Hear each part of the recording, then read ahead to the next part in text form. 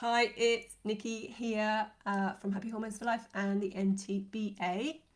I have been not around for a few weeks. I've been taking a little break because I got to the point, where are we, mid-June? So I got to the point in mid-May where I had taken on too much, realised I'd taken on too much and was really exhausted to the point where I honestly felt like something had to give.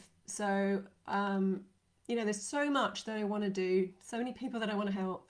I've got big plans and big visions and big missions, and I didn't want to give any of it up.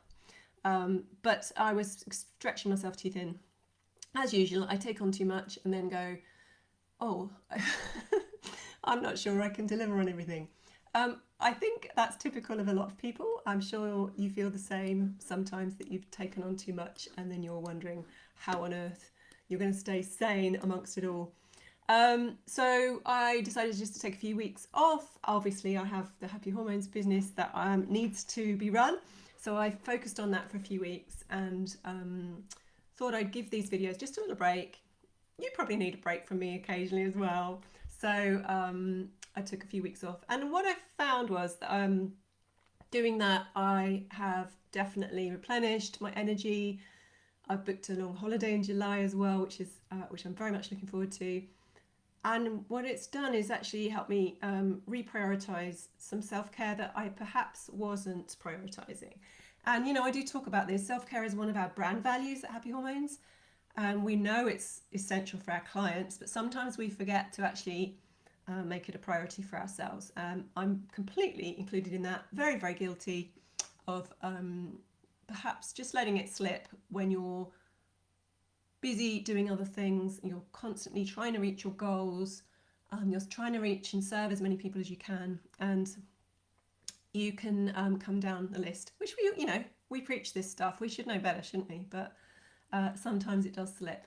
So today I want to talk about self-care in business and how you can avoid that happening for a start, and some of the things that may be challenging for you when you're running your own business, especially as a nutritionist, because what we do is very giving, very caring, and it can be very draining and exhausting, especially if you've got a busy clinic. So the self-care piece is so vital. It's as important as your systems, which are also important for your self-care, by the way. As important as your marketing and all the things that I talk about. One of the most important things is self-care, because if you're not at your best, you're not able to help others and be your best in that sense. So, we know this stuff, we teach it, we preach it to our clients, but we often don't always do it for ourselves. So here's a little reminder. These are the sort of things that I think are useful for you to look at in your business and see whether you're actually doing them, or whether it would fit for you, or whether it would help you. So I'm going to just talk about some different areas that I think are really helpful when it comes to self-care in your own business. The first one is rituals. Rituals are really nice to have in place, especially when you're working from home, like a lot of us do. We're working virtually, we don't go anywhere. Home and work can be very mixed up and confused. So having rituals is a really nice way of having that work-life balance and separating work from home. Giving you that structure, so your brain is kind of free as well to really focus on your work and to be creative and productive and all those things, and not be tied up with the logistics of things. So the sorts of things, I'll give you an example of my morning ritual. So in the morning I go and get up and I go straight into the lounge and I stretch, get my mat out, I do some yoga, just stretching, nothing too I'm not a hugely morning person, so I don't have a massive amount of energy, so I just stretch out the aches and pains from the night. I am 54, I'm getting on a bit. I do ache when I get up out of bed, so I stretch it out, and then I do a little bit of meditation. No more than 10 minutes. I just find any more than that and I start getting a bit twitchy and uncomfortable, but it works for me. I might do some writing, and then I go and make my morning drink, which is usually a strong coffee, because that's my thing. And then I start work, and then I have a sort of ritual for when I start work as well. So I'll plan my big 3 tasks for the day. Now, doing that and I talk about one focus, having one focus for the week, for the month, for the year, whatever. What's your main focus? That by doing that, everything else becomes easy or not even essential. So one thing that you need to get done, and then so out of that I'll plan my 3 tasks for the week that I need to get done that day. And those are the most important things. So if I get those 3 done, then I can tick those off, and anything else is a bonus. So that's what I do, as I plan my 3 things to do that day. I go in and answer my emails that have come in overnight, and then I go check my social media messages, make sure there's nothing urgent that I need to respond to. And then that's it. And then I can start work, whether that's calls or a piece of content that I need to write, or some podcast interview I need to do, or whatever that is. So that'll be work, and these things I need to do before that. And then to finish work, I have a little ritual where I tick off my big 3. I do a final email check, make sure I haven't missed anything, and then I just plan the next day. And that's it. And then I can leave my office here, and then I can go on the bike behind me, or I go and make my dinner, or go for a walk, or whatever that is.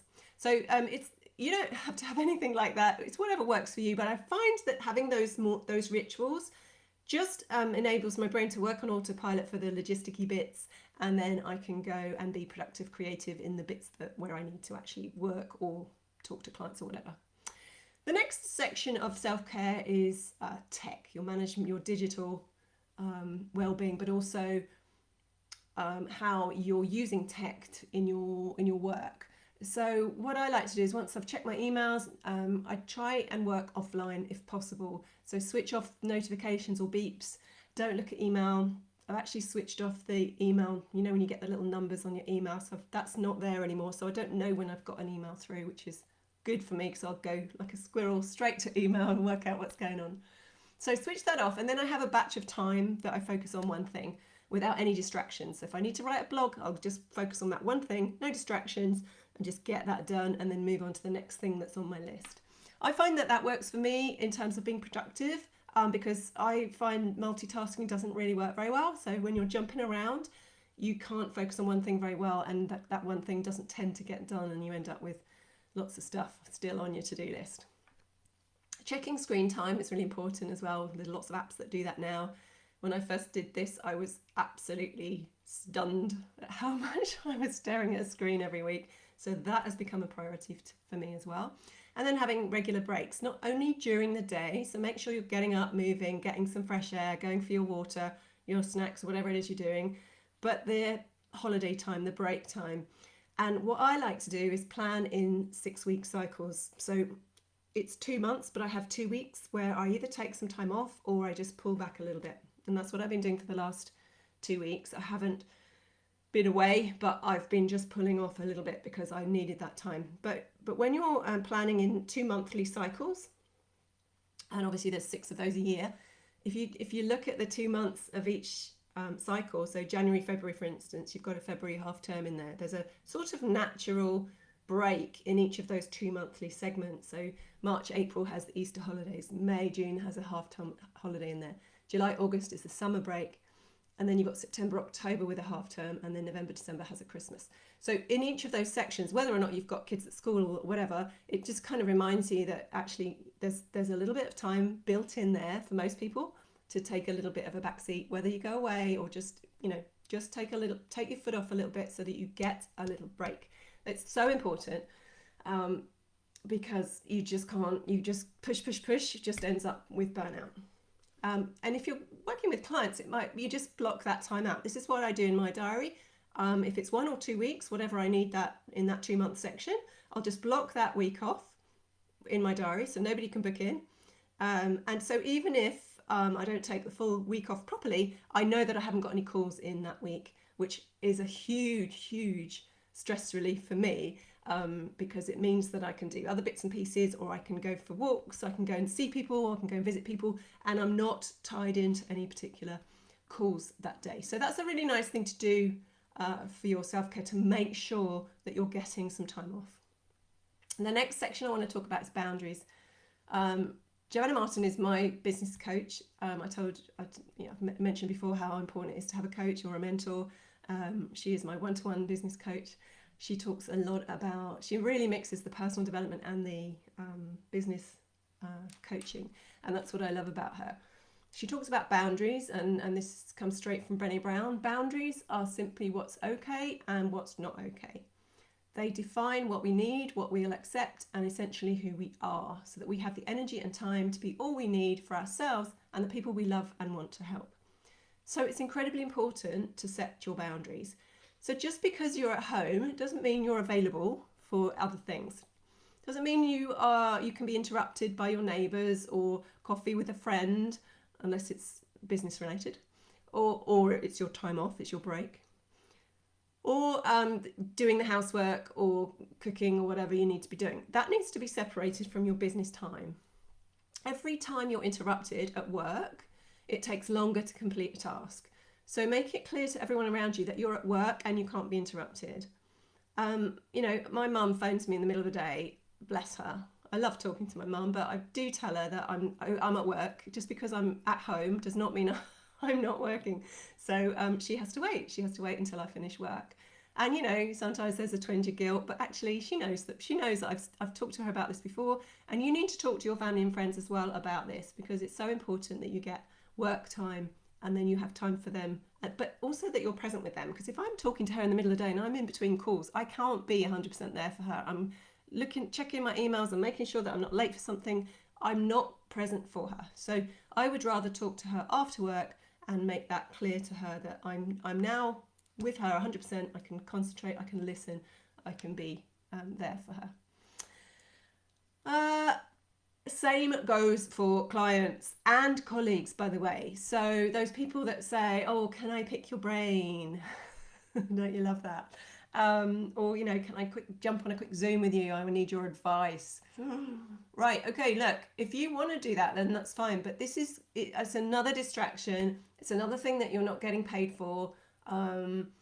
If they are serious about getting your help, then send them a calendar link to book in a call. Now, I never ever answer my phone if somebody rings me. Now, I don't give clients my phone number anyway, but if there's a call from someone I've spoken to before or something like that, I won't answer it, because it's just another interruption. So I'll listen to the message and see if it's important, then I'll phone back. If not, then I'll do it another day, or I'll send them a calendar link to book in a call, because the calendar link the calendar system that you use has blocked off time for when you need your time. So that is when they can go in and book a call when you're free on your terms, so that you don't get interrupted or distracted with your work.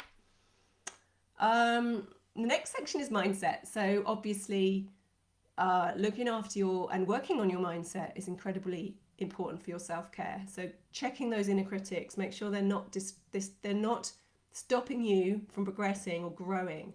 That you're not good enough, you don't fit in, you don't belong, you'll never be successful. Those kind of inner critics that are in your head, they need to be dealt with. Equally limiting beliefs around money, success, your worth, your value, all of that stuff. You need to be working on that stuff. And if you're not, then find somebody to work with on that, because that will always stop you growing, reaching more people, having a bigger impact, and making more money. Success mindsets are dealing with failure, rejection, keeping going when it's tough, being consistently there, showing up, being visible, focusing on service rather than yourself and what people think of you, because that's the most important thing. Comparisons as well. Comparison is the thief of joy. Love that saying. We don't want to be comparing ourselves to anybody else. We're all on our own journeys, and we'll all get there when we get there. But the more you work on your mindset, the quicker you're going to get there. Personal development to me is like the thing to invest in now. You don't need more nutrition training. You don't need more qualifications. You need more mindset training and personal development. That's the thing you should be investing in. So invest in that and you will grow, grow, grow. We don't want to be staying still. We want to be growing. And lastly, support. It's so critical for your self-care. Practical support. So make sure that you've got household chores and home and childcare, all of that stuff in place so that you can actually be in your business and work. Business support, things like VAs or young people, there's loads of them now without jobs. Get them in helping you with your social media and your tech. It's absolutely worth every penny you spend on anybody helping you with that stuff, because that leaves you free then to work on your business and grow. Support in the form of a coach or a mentor, for advice, accountability, support. Absolutely critical to have a coach or a mentor. I've never been without one because it's so important to me. I wouldn't be growing if I didn't have a coach or a mentor to help me work out, the next path, or just be there to support me and remind me of my potential. Sponsors are people that you're building your external network of colleagues, but more people that you can get to know and build relationships with that could open doors for you. So that would be other sort of practitioners or company, corporate people, or anybody with a different audience or same audience but different kind of modality to you. These I call kind of sponsors that would help you open doors and reach another audience. So podcasts are brilliant for that. Get on somebody's podcast. Buddies and peers, really important just for sharing stuff, having a bit of fun, community, building a community, and just kind of, being there to support each other. That's always really, really good, especially when we're all so isolated and working on our own these days. And then emotional support, from loved ones, counselling, friends. Make sure you've got that in place as well. These are all things that are going to help with the self-care element. I have been banging on all day, but I hope that's been helpful for you. It certainly has helped me to look at this more deeply for myself and make sure I've got all those pieces in place so that I'm fully supported in lots of different areas. I'm not 100% there yet, but I'm working on it. We're all work in progress. So don't compare yourself to anyone either. Again, really important. All right, hope you're all well, and I will see you all soon. Take care.